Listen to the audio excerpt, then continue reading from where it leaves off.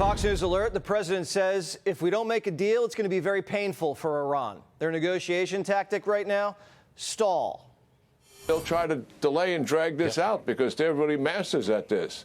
I mean, they've been at this for years, and they're excellent at it. And they'll drag it out because they want more pressure on the president not to start again, because oil prices are down, markets up, people are feeling better, political pressure's off him, and the idea of going back in, you know, would be a very unpopular start, for sure. And I think he has to do exactly that, but hold to the 2-week deadline. Iran can't outgun us, so they're trying to outlast us. America's patience is running thin, and so is Iran's grace period. They promised to completely open up the strait, and all we're getting is a trickle. In 48 hours, only 10 ships have crossed, only 2 of them oil tankers. Before the war, hundreds sailed through every day. And now they want to set up a little toll booth. At first, Trump wanted a cut, but now he's soured on the concept. He said, quote, they better not be, and if they are, they better stop now. Bridge and Power Plant Day made the gay Ayatollah wake up from his coma, and he told his ministers to get a deal done and open the strait. So why isn't the strait open? That's what the president wants to know. Quote, Iran is doing a very poor job, dishonorable, some would say, of allowing oil to go through the Strait of Hormuz. That is not the agreement we have. The Iranian ministers who cut a deal with Trump, how do they even tell the toll booth operators on Karg Island there's a truce? No one has cell phones. They're hiding in caves. There's no internet. It's like 10 years after World War II was over. We were still finding Japanese soldiers armed to the teeth on a jungle island. The Ayatollah is just a cardboard puppet. The Guard runs the country. The mullahs are canceled. It's a military dictatorship now. And in order for the generals to survive, they need currency. And they found a way to make money off the strait, oil kickbacks and toll fees. We knocked out their factories, steel and chemical plants. There's mass unemployment. No one's getting paid, and inflation's 10 times worse than Biden's. They lost the war, so manipulating Hormuz is their last resort. It makes America mad, and it makes them money. The gay Ayatollah and his ministers aren't in charge, and they don't have the clout to negotiate with Vance. The IRGC wants to fight to the death. They didn't even want a ceasefire. They want to rule from a bunker, meet their 72 virgins. They've been trying to derail talks. They even launched drones at the Saudis. Former CIA Director General David Petraeus says it's going to take some savvy negotiating to get their finger off the trigger and crack open that strait. It's going to take some real diplomatic skill to get it back to what it was, which is an international waterway, not controlled by any country and open to all without tariffs and tolls. Iran clearly is able right now, because of its ability to disrupt freedom of navigation. It has some real strategic power out of this, and it's using that, of course, to influence developments in Lebanon and try to protect its proxy there, Hezbollah, to the extent that it can. The Iranians claim they closed the strait because Israel kept going ham on Hezbollah. Trump got Netanyahu to lay off the proxies for now, so we're about to see if the regime's playing games.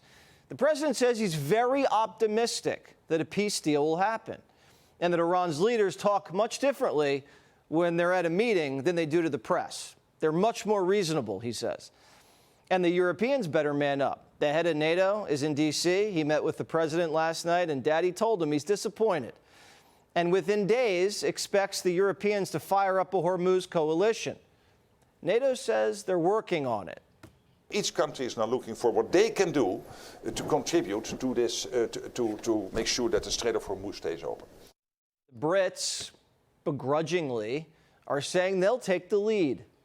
This war wasn't our war, but my job is to protect the UK. It's already had an impact on the UK, and it's very important that we get the Strait of Hormuz open. There's a lot of work to do there.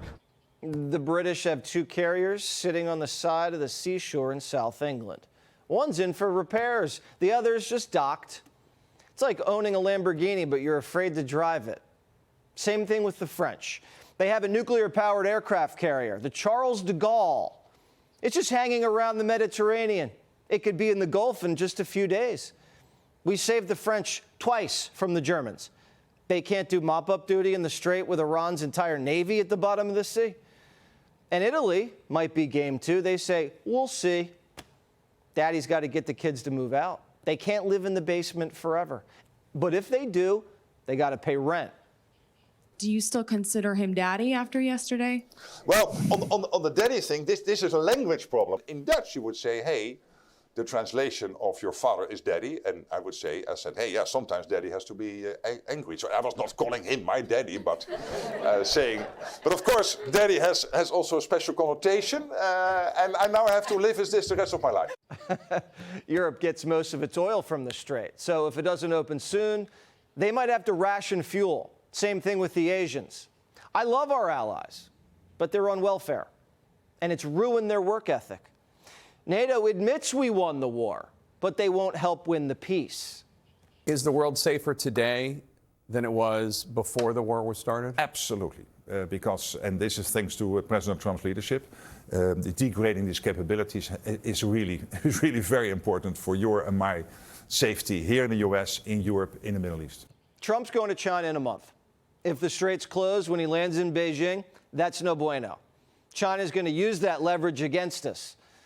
If the strait can't be opened diplomatically, then it's time for bridge and power plant day.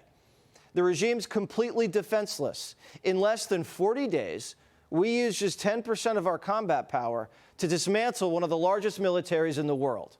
In 2 weeks, we'll be rested, replenished, and rearmed. When the ceasefire's over in 12 days, the USS Ford, USS Boxer, and USS Bush will be in theater.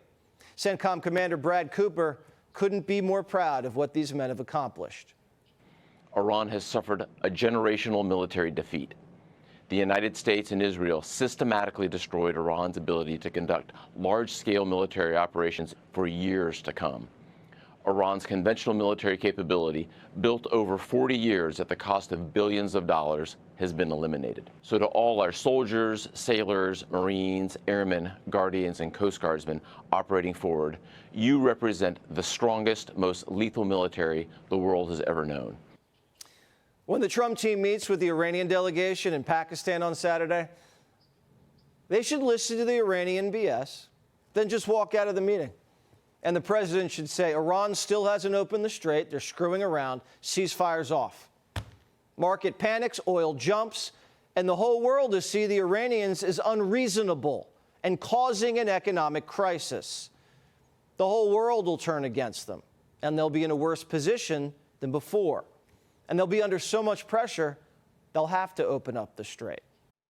Be sure to like and subscribe for all the Fox News latest on YouTube, and catch full shows streaming now on Fox One.